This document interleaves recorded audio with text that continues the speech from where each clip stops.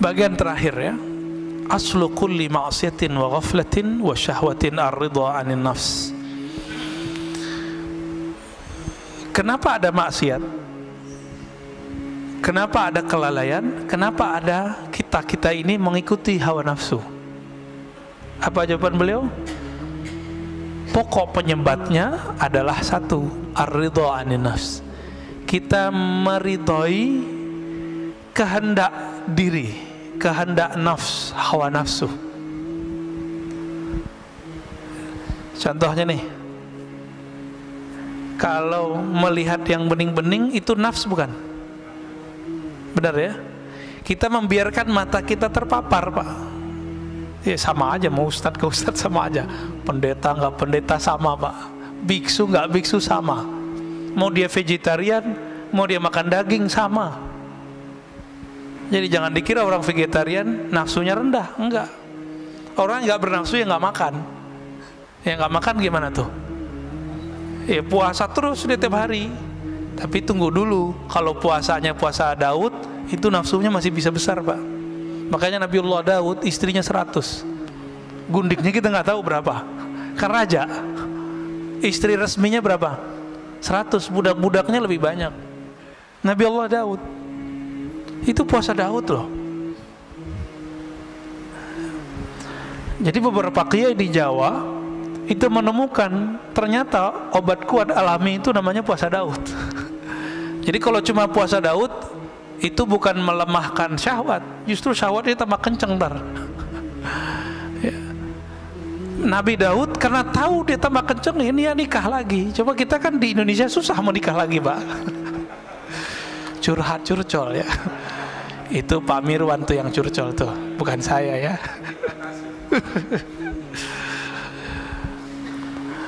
Orang itu pikirnya gini, kalau kiai ya, ustadz kalau nikah lagi kan ustadz suci. Lah ustadz suci dari mana?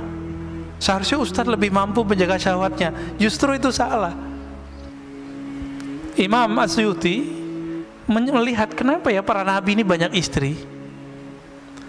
Imam Asyuti mengatakan dalam syarah beliau dalam hadis Nasai, karena para nabi itu beban rohaninya berat, Pak. Dan pengalaman rohaninya jika itu datang, yang mampu menawar rasa itu cuma menikah.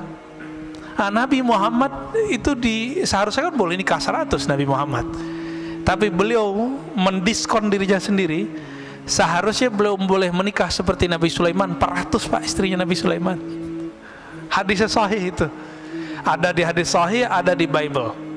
Jadi yang coba ngejek-ngejek Nabi Muhammad, kasih tahu aja, Solomon istrinya 400, gundingnya 600. Ya. Kenapa begitu? Karena ketika orang mendapatkan pengalaman rohani, itu namanya ahwal. Itu gejolak dalam dirinya, itu hanya bisa ditawar, bisa diredam cuma dengan menikah. Itu sebabnya para nabi itu istrinya banyak. Loh, kok begitu Ustadz? Ya emang begitu, mau gimana lagi? Ini mohon maaf, kenapa di surga yang disebut selalu hurul ain, al-hurul ain, hurul ain, bidadari, bidadari, bidadari? Mohon maaf ya. Kenapa? Ya bukan. Kalau Quran turun di Arab, ya bukan, Pak. Quran turun di bumi, sama, mau di Arab mau di mana sama. Pak Mirwan ditaruh gadis depan masih minat loh, walaupun sudah umur berapa? 67 masih minat itu. Tuh tandanya. Kalau kuat kan nggak tutup mata. Kenapa? Iming-imingan surga itu selalu bidadari. Syahwat kan urusannya. Kenapa ada orang jadi teroris, bunuhin orang, ketika ditanya, ketika dia gagal, dijawab apa? Saya mau menikahi 72 bidadari. Kita cek hadisnya, hadis Imam Tirmizi, hadisnya sahih, Pak. 72 urusan, mohon maaf, urusan syahwat doang dia harus bunuh seorang. Waras gitu? Nggak waras, Pak. Maka kadang-kadang orang beragama kalau caranya tidak benar, jadi nggak waras.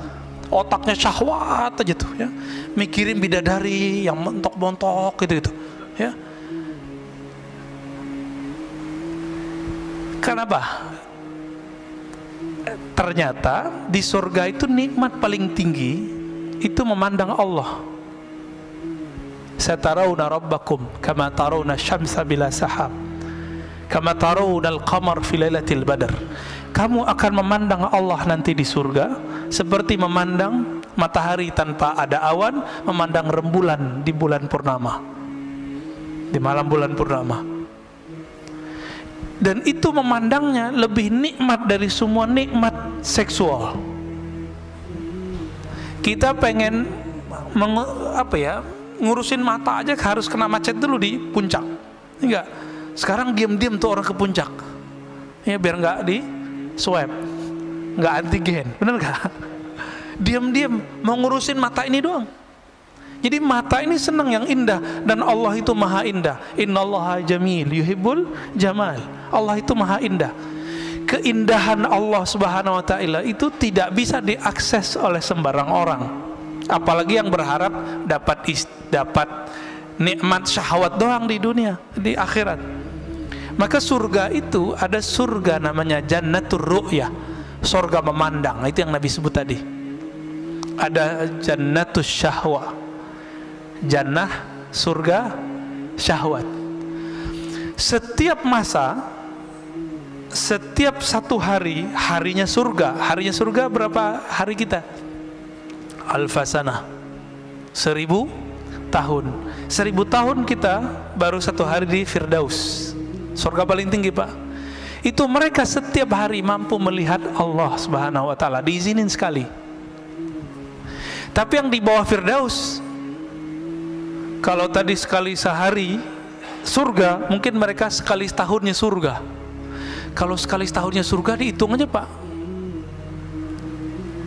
berapa ribu itu?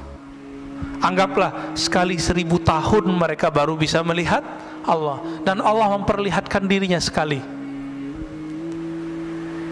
Ketika Allah tidak memperlihatkan dirinya, apa yang terjadi?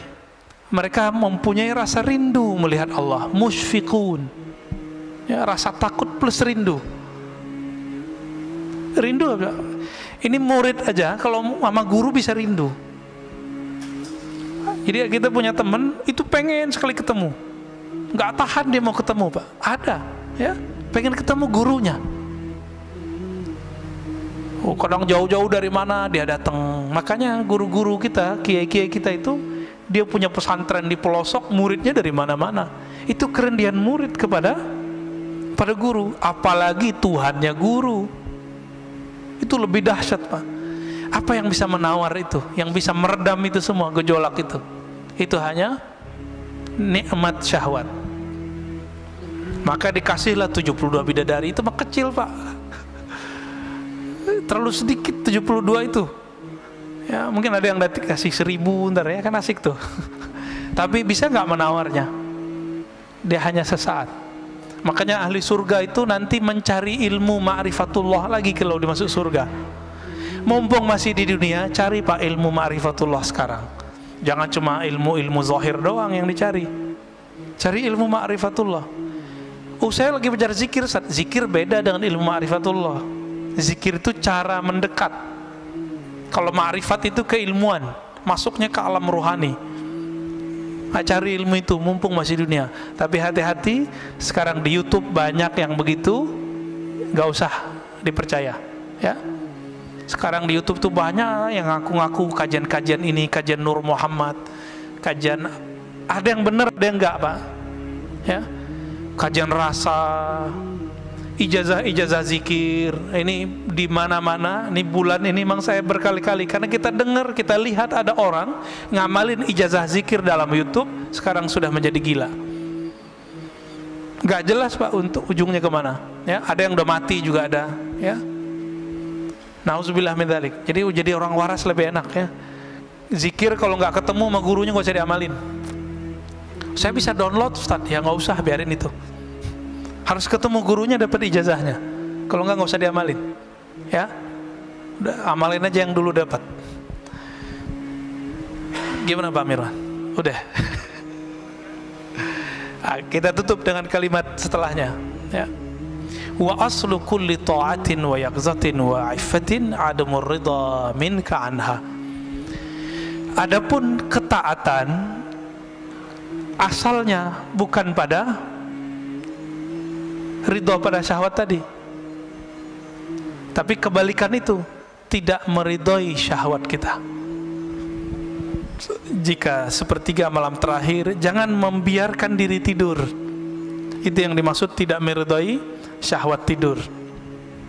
Kita makan nih, enak, cukup satu kali nambah lah, jangan terus nambah lagi. Nah itu sudah mulai masuk dia itu. Jangan-jangan makannya nggak pakai basmalah ya. Nanti modus, Ustadz kasihan mubazir, nah, itu lain cerita tuh ya. Mubazir kata teman setan, nah, itu lain cerita ntar. Jadi Imam Nu'ta'ilah memberikan oleh-oleh bagi kita supaya kita lebih mengenal diri, sehingga kenal Allah, maka ketahuilah aib diri. Keluarlah dari sifat-sifat manusiawi yang rendah dan kita mengambil jalan ruhani yang tinggi.